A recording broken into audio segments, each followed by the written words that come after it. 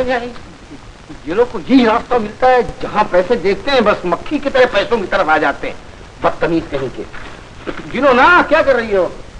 5। अरे उस्ताद कैसा है तुम? अरे बहुत दिनों के बाद दिखाई दिया। एक कंदरी चाकू मांगता है, बहुत अच्छा चाकू है। तो उस्ताद का मतलब नहीं समझे? उस्ताद को चाहिए। ओह ये लो। अगली कहीं उस्ताद को कोई 1 रुपया देता है? चाकू वाले उस्ताद को 5 रुपया दिया जाता है। उस्ताद ये तुम्हारा। चलो चलो गिनो।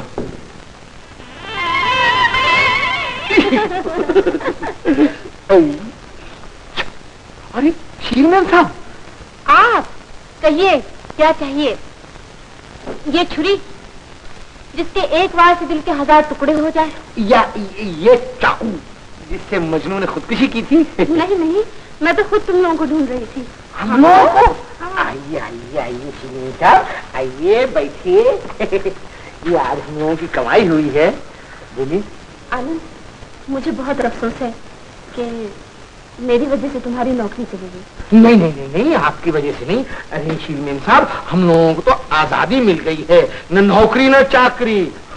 जब चाहा दुकान लगा दिया और जब चाहा दुकान बंद कर दिया। चलती फिरती दुकान है अपनी? बस चांदी है शीरमैन साहब। लेकिन हमको तो बेचारे उस राजस्थान का दुख है जिसका अभी तक कोई ठिकाना नहीं। उसको तो सजा मिलनी ही चाहिए थी। वो बहुत बददिमाग है। तुम नहीं जानते मिस्टर आनंद। आप नहीं जानते उस बेचारे पे क्या क्या जुल्म किया। जी, उसका भाई अचानक बीमार हो गया और मिस्टर गिरधारी ने इस शर्त पे उसे नौकरी दी कि वो आपसे न मिले, वो आपसे बातें न करे। अगर उसने आपसे बातें करते हुए देख लिया तो उसकी नौकरी खत्म तो पैसा खत्म तो इलाज खत्म तो उसका भाई खत्म। मगर ये सब उसने मुझे पहले क्यों नहीं बताया? मिस्टर गिरधारी ने उसकी जुबान पर ताला लगा दिया था। समझ गई। वो रहता कहाँ है? संता के पास। संता? हाँ, संता उसका भाई है। वो संता जो बूट पॉलिश किया करता था? जी। बस मूची का नाम सुनते ही आपका प्रेम खत्म हो गया? अरे शीरमैन साहब, इस ऊंच नीच की दुनिया में प्यार करना आसान है, प्यार निभाना बहुत मुश्किल है। नहीं, ये ऊंच नीच की आग मेरे प्यार के घर को नहीं जला सकती। आनंद, मैं अभी जाऊंगी उसके घर। मिस्टर राजू जी, आपने अपने भाई को बचा लिया है। डॉक्टर साहब, हाँ, अब घबराने की तो कोई बात नहीं ना? हाँ, बिल्कुल नहीं। 8-10 रोज के बाद कामकाज शुरू कर सकते हैं। Thank you very much doctor. अच्छा, मैं चलता हूँ मिस्टर राजू। नमस्ते। नमस्ते। राजू,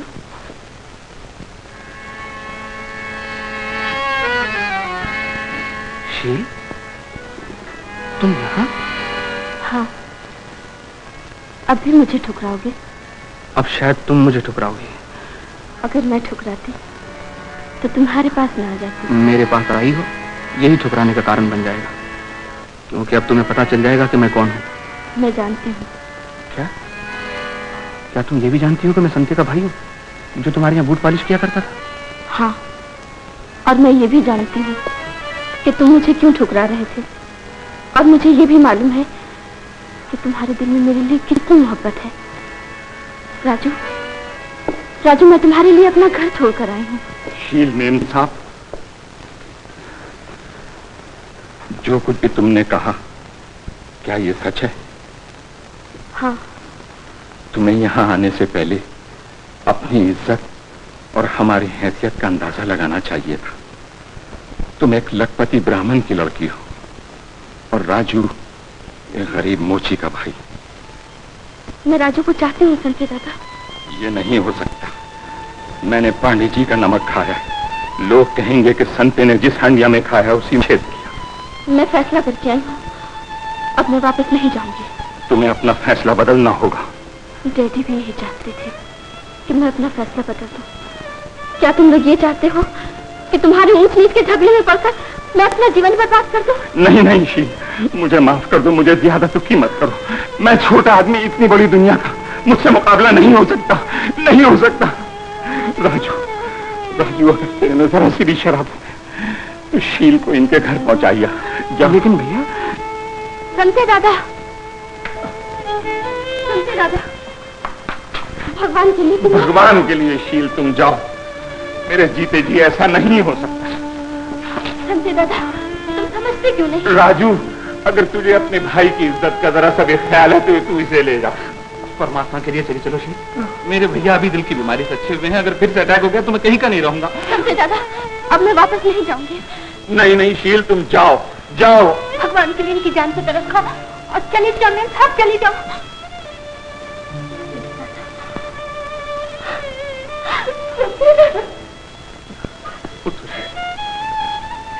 चलो।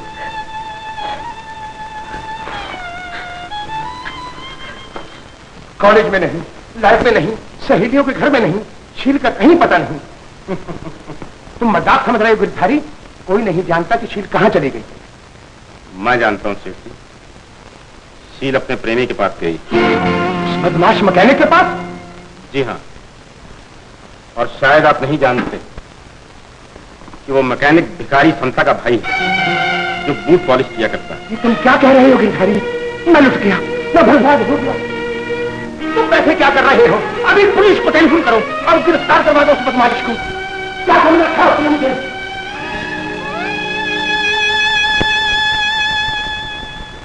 जी सेठ जी, ये आ गई आपकी लाडली।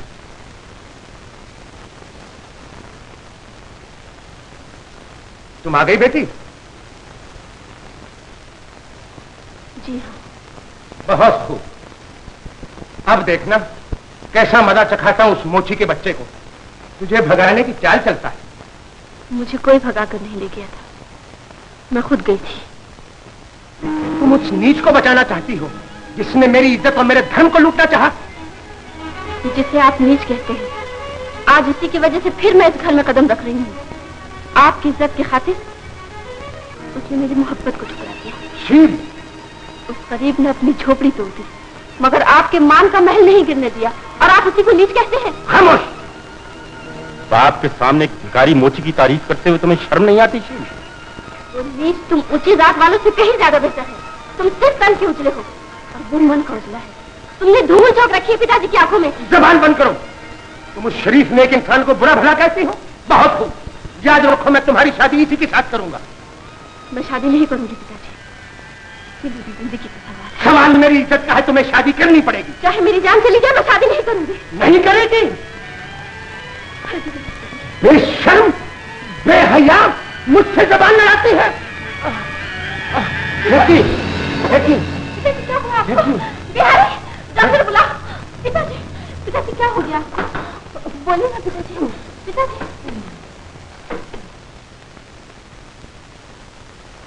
क्यों डॉक्टर साहब? कोई बात नहीं, जरा सा अटैक था, सिर्फ आराम की जरूरत है। और हाँ, इस बात का ख्याल रखिएगा कोई ऐसी बात ना होने पाए जो सेठ जी को नागवार गुजरे और गुस्सा होने पर मजबूर करे। मैं दवा भिजवा दूंगा। नमस्ते सेठ जी। नमस्ते। मैं नहीं चलती हूँ डॉक्टर साहब।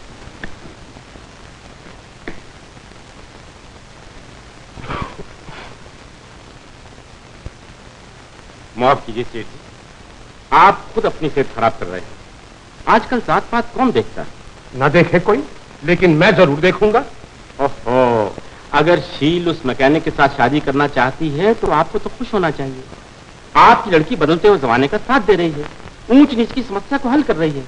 चारों तरफ सेठ जी आपके नाम का डंका बच जाए। बहुत खूब, मुझे ऐसे बदनाम नाम की जरूरत नहीं।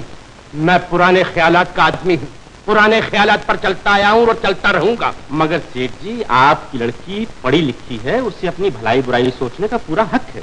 शील की भलाई इसी में है कि वो तुम जैसे नेक इंसान से शादी करे। ये तो आपकी बड़ी मेहरबानी है सेठ जी, मगर मगर मैं कुछ नहीं जानता।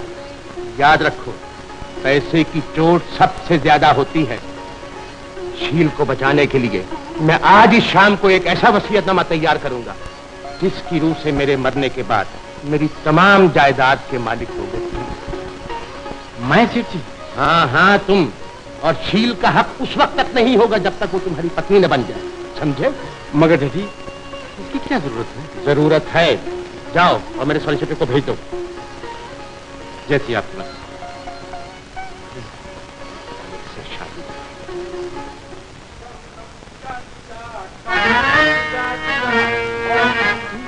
शादी बिन पिए मैं तो गिरा। हाय अल्लाह, व्हाट बॉस, आज क्या ज्यादा चढ़िए? अरे आज तो बिन पिए नशे आ रहे हैं चमन, क्या समझे? अब शील हाथ आए ना आए, उसकी सारी दौलत मेरे हाथ आ गई। ये कौन सी कल घुमा दी बॉस? अरे एक ही झटके में पांडे जी से वो वसीयत लिखवा रहा हूँ जिसकी रूह से शील मुझसे शादी करने के बाद ही अपने बाप की जायदाद की हकदार बन सकती है। अच्छा। और मैं शादी करूं या न करूं फिर भी हकदार। लेकिन पांडे जी के मरने से पहले या मरने के बाद? अबे इडियट, मरने के बाद। मरने के बाद? पागल हो गया क्या? हंसता क्यों है? तुम्हारी अकल पर बॉस, वैसे मैं तुम्हें बोल नहीं सकता, वरना जी चाहता है कि तुम्हें इडियट कह दूं। Shut up. आखिर कहना क्या चाहता है? ये वसीयतनामा एक खिलौना है और तुम बच्चों की तरह कोने में बैठकर इससे जी बहलाया करो। कौन, मैं? नहीं तो क्या मैं? बॉस, जिस दिन बाप की मोहब्बत बेटी के लिए जोश खा जाएगी, उस दिन ये वसीयतनामा रद्दी की टोकरी। बॉस, ये कागज है कागज, रोज लिखा जा सकता है और रोज फाड़ा जा सकता है।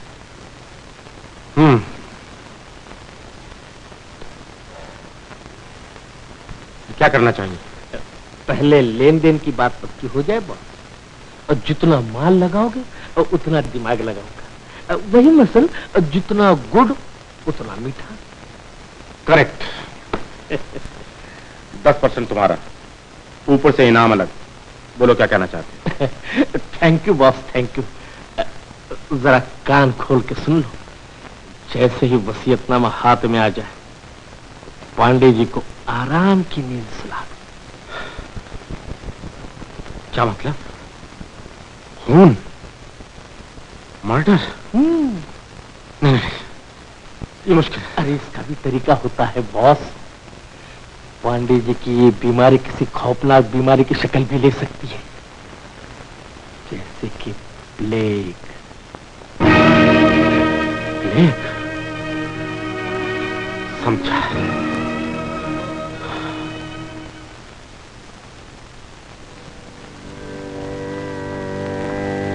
पढ़ लिया?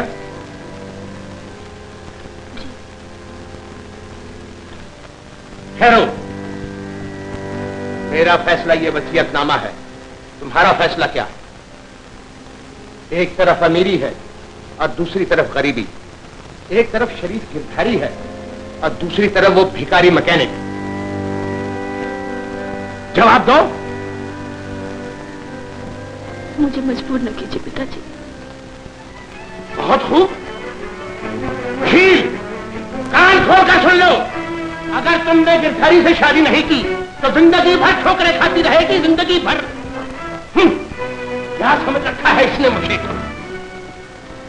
जी, आप फिर भड़क गए। देखिए, परेशान होने की जरूरत नहीं, आपकी तबीयत ज्यादा खराब हो जाएगी। कहीं बेटी बाप को छोड़ सकती है? बेटी बाप को नहीं छोड़ सकती, लेकिन बाप अपनी इज्जत के लिए बेटी को जरूर छोड़ सकता है। ओहो, आपको गुस्सा नहीं करना चाहिए।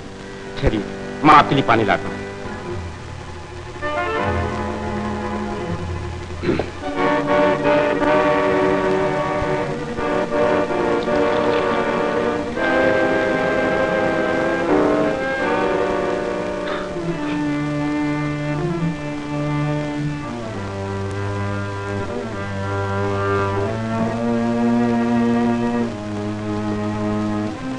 लीजिए, पी लीजिए। घबराइए नहीं, सब ठीक, सब ठीक है।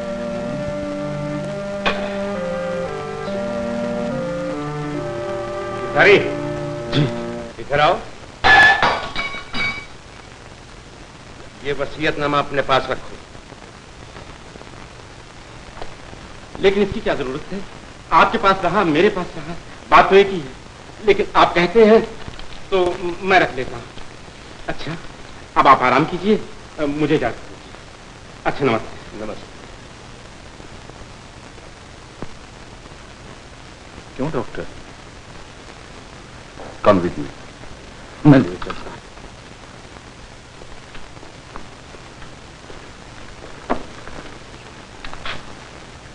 क्या बात है डॉक्टर साहब?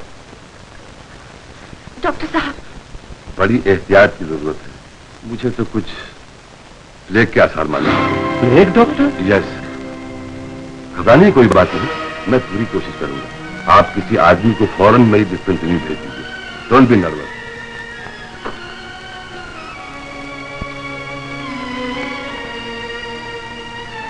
गिरधारी बाबू, घबराइए नहीं। हम लोगों के रहते हुए पांडे जी को कुछ नहीं हो सकता। बस अब अंकल ठीक हो ही गए। अब ठीक होने का कोई चांस नहीं रहा बॉस। क्यों? क्या बात? तो पांडे जी को प्लेग हो गया है। प्लेग? प्लेग की बीमारी तो उड़कर लगती है। मैंने कहा भाग चलो यहाँ से।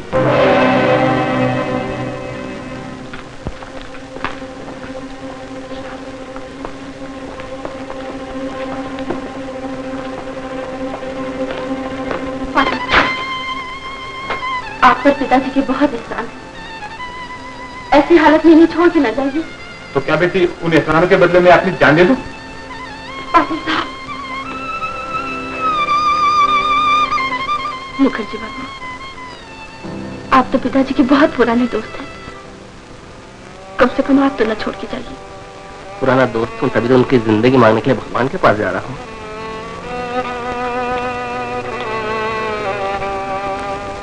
आंटी, आप भी दुनिया भर के संग होगी। सभी को अपनी जान प्यारी होती है बेटा। पांडे जी ठीक हो जाए तो खबर कर देना। और अगर कहीं मेरा मतलब है कि फिर भी खबर कर दीजिए।